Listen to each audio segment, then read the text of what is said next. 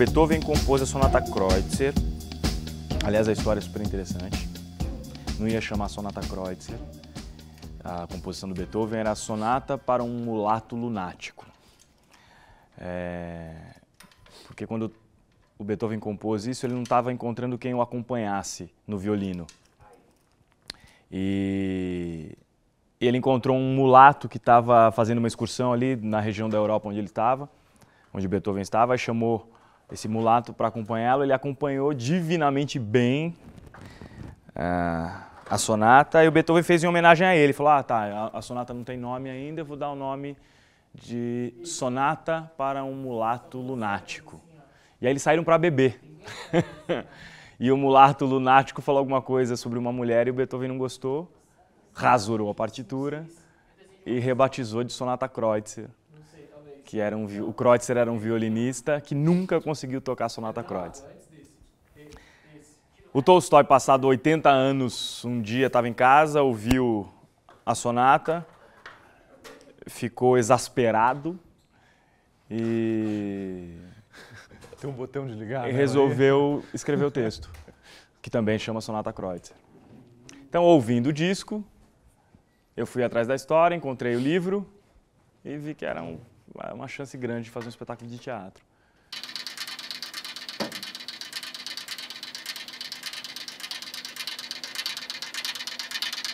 Vocês mudaram tons de interpretação, tons de cena, que então a palavra está vindo de outro jeito, que ainda não dá muito para cobrar isso, sabe? Acho que ensaiando hoje de novo, vocês vão juntar a história mais também. De alguma maneira a gente ainda está adaptando, né? Acho que esse processo não é um processo completamente concluído, né? A gente faz alterações, a gente mexe, e provavelmente continuaremos fazendo isso ao longo da temporada, vamos descobrindo coisas. Não é um trabalho que está encerrado da minha parte. A gente sempre mexe, né? Isso é da natureza do teatro, né? Para o bem e para o mal. É um lugar comum isso, mas ele é uma coisa viva, né? Mesmo, né? Assim, e acho que ele precisa ser uma coisa viva, né? A gente precisa estar aberto a transformações sempre, né? Esse espetáculo, ele é autodirigível, né? Assim, ele é autolimpante.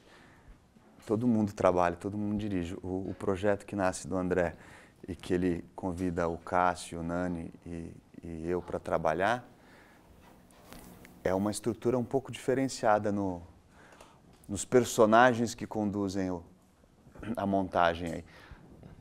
Eu sou um privilegiado, porque eu sou o espectador mais, como diretor desse espetáculo, que fico vendo tudo o que acontece, cada detalhe, cada coisa que vai sendo apresentada. E o espectador que vem só num dia não vai ter chance de ver tudo o que aconteceu até o dia da estreia. Então todo mundo trabalha muito junto, né? Todo mundo apresenta o seu pensamento, a sua cena, a ideia do conceito do que é o espetáculo, do texto, monta a cena já vem. E eu fico muito olhando e dando um pitaco, na verdade. Eu sou um diretor de pitacos nesse espetáculo. Quando a gente está falando que vai fazer uma história do século XIX, a pessoa quase então não vai falar dos problemas meus, vai falar de outras coisas. A gente já passou disso. Só que começa a surgir as questões e a pessoa começa... mas isso me parece que eu ainda vivo. Mas tudo bem, não. Não. Aí a gente dá uma coisa bem datada, a pessoa fala, não, isso não existe mais. Esse preconceito com a mulher não existe mais, não existe. Na próxima você já começa... Quando você vê, a gente está falando de coisas muito atuais, sabe? Parece só. Essa coisa de falar que é do século XIX é um instrumento épico mesmo de falar, olha, não é com você, mas é com você.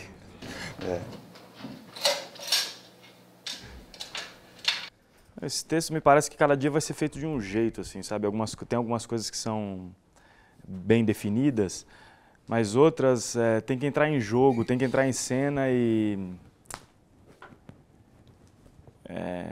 acho que tem muita coisa para descobrir assim, no jogo com o Poznichev, em maneiras de falar, em emoções que ele sente. É um cara muito, muito inteligente, muito, muito complexo, muito corajoso. esses elementos todos tem que descobrir em cena, então o espetáculo vai estar sempre modificando mesmo, assim, sempre. Porque... Ontem, por exemplo, no ensaio... Ô, Nani, ontem na hora que você estava deitado, que você levantou de mulher, você viu que eu não aguentei, comecei a rir. E era um momento que é um momento que... por exemplo, ontem teve um momento que é um momento super sério, que eu dou uma puta bronca nele, né? Eu falo, ela não mentia, a mulher não mentia pra gente. Só que a maneira como ele fez, eu falei... me deu alegria dela não ter mentido, então eu rachei o bico, entende? Falei, cara, ela não mentia, entende? Era um monte de alegria saber que ela não mentia. Então isso vai acontecer em muitos momentos nesse espetáculo, assim, as emoções... Tem uma coisa que o Poznichev fala, que é sobre a música, ele fala sobre a música, que a música nos transporta de um lugar a outro sem saber por que o fazemos, que a música exaspera a alma. E eu acho que esse texto também tem a possibilidade de nos transportar de um lugar a outro sem saber por que o fazemos e para onde a gente vai. Então cada dia vai ser um jeito esse espetáculo. Embora tenha, o tapete vai ficar aqui, a luz está afinada, esse azul sempre vai existir, mas as emoções eu acho que vão se transformar muito de um dia para o outro. O André me chamou, eu já tinha trabalhado com ele, num espetáculo de teatro sobre segurança, vigilância e tal, feito umas traquitanas sonoras para ele. Aí, quando ele me procurou para fazer esse trabalho, quando eu soube que era o texto do Tolstói, falei, pô, isso daí é muito legal, é um texto que é um dos que eu mais curto, né? Na tradução ainda do Boris, que é uma tradução bacana, aí eu falei, vamos embora. Aí ele me falou que tinha essa taquitana da vitrola, que também me atraiu muito, dessa vitrola antiga de corda, né? O meu avô tinha uma. Eu ouvi muita ópera quando eu era moleque nessas vitrolas assim. Só que ela funciona e o som me interessa. E a coisa então aqui é mais em cima do som, não tanto de música. Essa textura da vitrola antiga, interferências nela que são feitas, né? Tratamento da voz, é uma coisa mais a ver com desenho de som, com trazer para o público essa imersão na coisa, do que exatamente uma trilha sonora. Levantei-me, acordei o criado, mandei-o chamar uma equipagem. Às 5 horas da manhã, subi em uma carruagem e parti.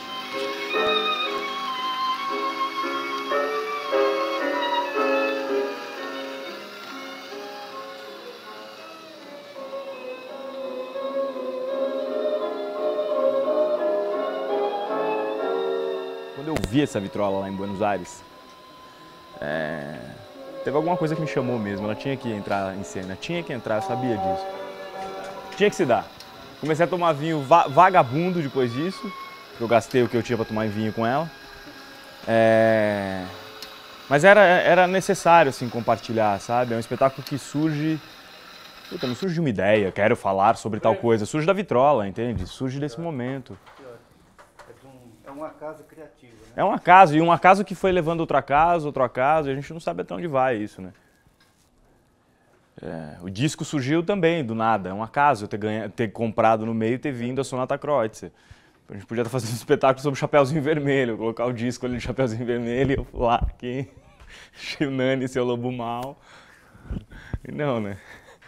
É a Sonata Kreutzer. A ideia da vitrola me atraiu por causa do ruído. O ruído que empregue na música do Beethoven. A música fica em segundo plano e o ruído da agulha e do disco são quase ou mais presentes do que o piano e o violino. Isso me interessa, isso eu achei interessante, isso dá história para o negócio, dá uma textura que eu acho que para o público vai ser bem interessante. Essa coisa mecânica da música emotiva. É uma música emotiva, romântica, Beethoven, mas está ali na base da manivela, na base da corda. Isso eu acho bacana, esse contraponto. Ela é acústica e ao mesmo tempo ela é totalmente artificial em termos sonoros, porque a gente ouve um negócio que não é nem o piano, não é nem o violino, e é agregado com toda essa ruidagem. Então, a partir daí foi o meu foco de interesse para trazer essa sonoridade para fora, né? Então, a concepção mais ou menos é de desenho sonoro aqui. Então, eu pego e microfono ela e passo ela por uns processadores de efeitos em alguns momentos, que transforma a música do Beethoven numa coisa meio Debussy, politonal, só por algum efeito assim. Então, essa brincadeira com a textura que é o interessante aqui, a partir do disco tocando na vitrola antiga, né? Eu estou curtindo porque é o tipo de coisa que eu gosto de ver em teatro. Quer dizer, a mágica acontecendo, ele põe o disco, a mágica e o truque. O truque é como é que aquele som está saindo daquela vitrola, porque tudo é invisível, os microfones, tudo é invisível.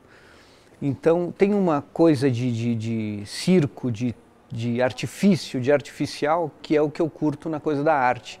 É justamente esse lado artificial dela.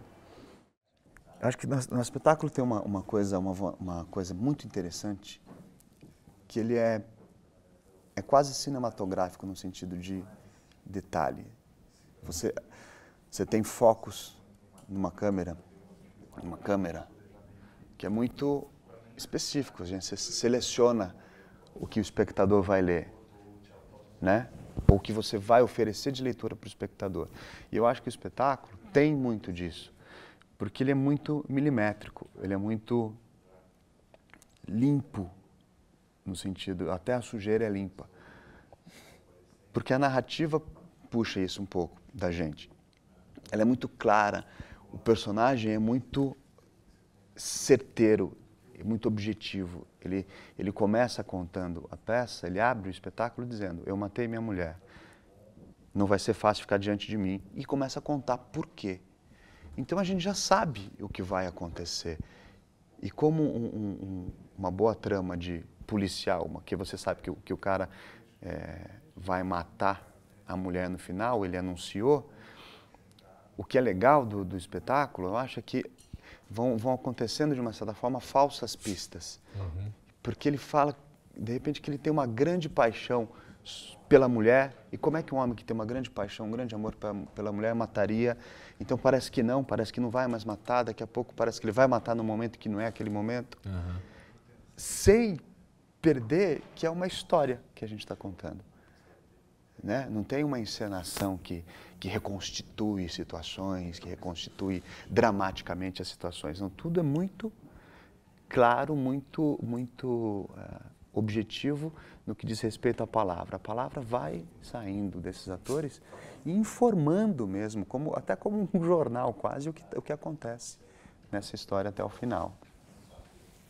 Acho que existe alguma coisa na natureza do teatro, isso não é uma crítica em relação aos monólogos de forma alguma, mas existe alguma coisa na natureza do teatro que de alguma maneira convida para uma experiência coletiva, né? E quando a gente pensa em espetáculos narrativos, não é só o caso da Sonata, isso é bastante usual, assim, que se parta de pelo menos 2 atores em cena para construir essa narração que está submetida a algo maior que é o teatro, né? Quando você tem 2 atores, abre-se uma possibilidade de jogo entre um ator e outro ator que desaparece quando você tem um único ator, né? Ali, quando você tem um único ator em cena, você tem essa possibilidade deste cara se relacionando com o espaço, com a cenografia, com a plateia, com a iluminação.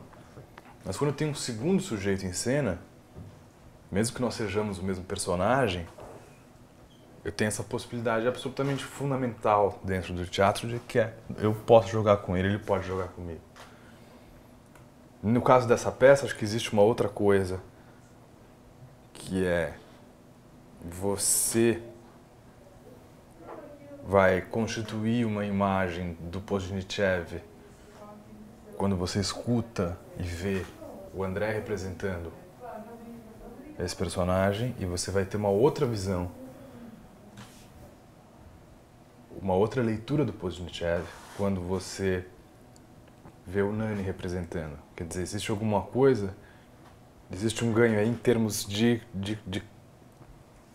complexidade no que diz respeito à construção de uma imagem dessa figura. Não só a imagem física, mas também a imagem psicológica que se possa construir dele, porque são 2 subjetividades distintas, a do Nani e a do André. Como são subjetividades distintas, quaisquer 2 pessoas que se colocam em cena, né? Eu acho que tem uma coisa isso uma particularidade, uma característica minha e do Nani, que é tentar se aproximar ao máximo desse cara, assim, sabe? Entender o que eu pego no texto e falo o que nele, o que tem nele que tem muito em mim, né? E quais as questões dele que já batem diretamente com as minhas. Então, a pesquisa é essa. Essa aqui tá certa, né? Esse contrinho aqui. É ser esse cara mesmo, entendeu? Não na interpretação, na representação. E ser no jogo mesmo, saber por que ele está dizendo aquilo, entendeu? E isso a cada dia se descobre, né? Então a pesquisa vai ser para sempre, assim. Por que ele mata a mulher? Porque eu também mataria, em algum momento. Por que ele quer casar? Porque em algum momento eu também quero, todo mundo quer. Acho que a pesquisa é nesse sentido, assim, de construção. Pra entender as forças que movem ele e onde essas forças estão em mim, sabe? Por que é que algumas histórias nunca deixam de ser contadas, né? Se você pensar desde os contos infantis eternos, ou as tragédias gregas, ou os textos de Shakespeare, os clássicos e tudo, por que é que eles nunca deixam de ser contados? Eu peguei um pouco o Cássio e o André falando aquela hora dos dois atores, né? Então, quando você tem esses dois atores fazendo o mesmo personagem e ao mesmo tempo eles não fecham o personagem, você não sai com uma certeza de quem é esse homem, eu acho isso tão importante para essa montagem, porque o que acontece? Você, nessa dramaturgia, nesse texto, você, além desses dois atores e deste personagem feito por dois atores, mais o que este personagem fala de outros personagens, essa história antiga, vamos dizer assim, de um assassinato, quando ela chega no espectador, a impressão que me dá é que ela começa, ela não fecha uma possibilidade de entendimento, justamente, ela abre uma infinidade de possibilidades de entendimento, porque uma história que foi escrita no século XIX bate hoje para uma pessoa do século XXI e para cada um dos espectadores de um jeito completamente diferente. Então o que me vem é que essa imagem, esse punhal do Pozdnichev, quando entra dentro dessa mulher e abre, e ele fala isso, essa coisa, uma coisa linda, ele fala, depois que o punhal entrou e teve a resistência do espartilho, ele entrou numa coisa mole. Parece que é isso que acontece comigo quando eu vejo um ensaio, uma corrida do espetáculo. Ele entra e abre uma infinita possibilidade de imagens, de sensações, de entendimentos. Pior, bate nos nossos preconceitos, bate nos nossos conceitos e a gente faz julgamentos sobre o personagem, a gente faz uma série de coisas que é do século XXI, que é de agora. Uhum. Então é uma imagem, é fractal mesmo, no sentido de que abre uma, abre outra, abre outra, abre outra. E você cria 1,5 milhão de Pozdnichevs dentro de você. Eu acho isso do caralho. Então, uma coisa que acontece aqui, deste tamanho, uma narrativa, é uma adaga perigosa que entra no espectador e abre, faz ele lembrar de coisas que ele já tinha esquecido fazer há tempo, sabe? Assim, eu acho isso do caralho. Estão ensaiando Marcação de Luz e eu estou acabando de gravar as últimas coisas da vitrola, os últimos sons da vitrola, que eu vou reprocessar. Mas o interessante é que o Beethoven é um cara muito interessante, porque e o texto aborda isso de uma forma muito clara. Ele fala, a música exaspera, e Beethoven é exasperante, mesmo nos momentos mais clichês, mesmo quando ele vira música de caminhão de gás, o Beethoven tem na base dele uma coisa, um conflito tremendo na criação dele, no material dele. Eu não estou falando de coisas exteriores à música. A música dele é extremamente tensa e por isso extremamente atual ainda. Você ouvir Beethoven é ouvir uma voz que tem algo a dizer sobre os dias de hoje também. Então, o Beethoven, na Sonata Kreutzer, especialmente aqui no caso desse espetáculo, ela é um pretexto, ela é um ponto de partida para o texto. Pode passar. Pode passar. Tem problema não. pega ela, pega ela. Pega ela. Então, como a sonata do Beethoven é a base do texto do Tolstói, só que o Tolstói utiliza ela quase como com uma ode de ódio a essa música, né, na personagem. Então, a música tem um papel de vilão que é extremamente interessante, eu acho, no texto. O Nani era só músico quando ele se conheceu, e aí ele começou a trabalhar com o nosso grupo, porque o nosso grupo não, era aluno de teatro, e aí foi se apaixonando, foi se fudendo. Foi uma paixão louca, desvairada. Eu era músico, querer, né? Eu era músico e achei que fosse ser músico para sempre. Fui tocar numa peça da EAD, que o cello, a turma, que o cello trabalhava na EAD, e a partir dali me apaixonei tanto pelas pessoas como pelo aquele meio de vida, aquele processo criativo, porque a música, ela, por mais que você tenha grupos e tudo mais, eu acho ela um processo bem mais solitário, né?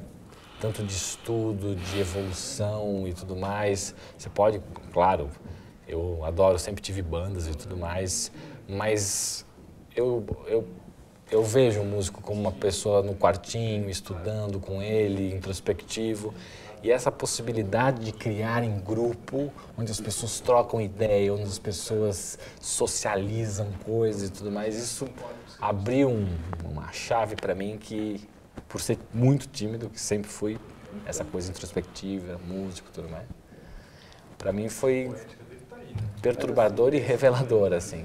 Eu fiquei surpreso o quanto eu, tímido do jeito que eu sempre fui, no palco não ser tímido. Sem dúvida isso é surpreendente.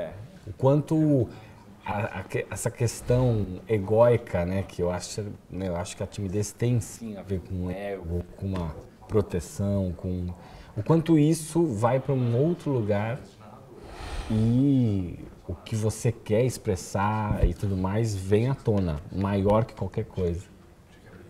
Eu me surpreendi, sim, no começo, hoje em dia não mais, né, porque nem já mudei, mas no começo, sem dúvida, me surpreendi muito nessa possibilidade de ser ator. Eu não acreditava também, eu falava, e meus amigos então, que sempre me conheceram músico, até hoje, alguns que virou ator, virei ator.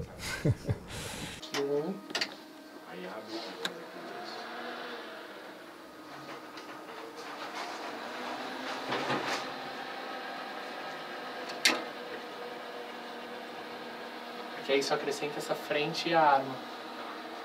E aí a cortina um pouco mais. Um pouquinho mais porque libera mais, né? Tá. Ok. Aí vai fechar. Você vai voltar para aqui, né? Pra refazer ela Tá. aqui.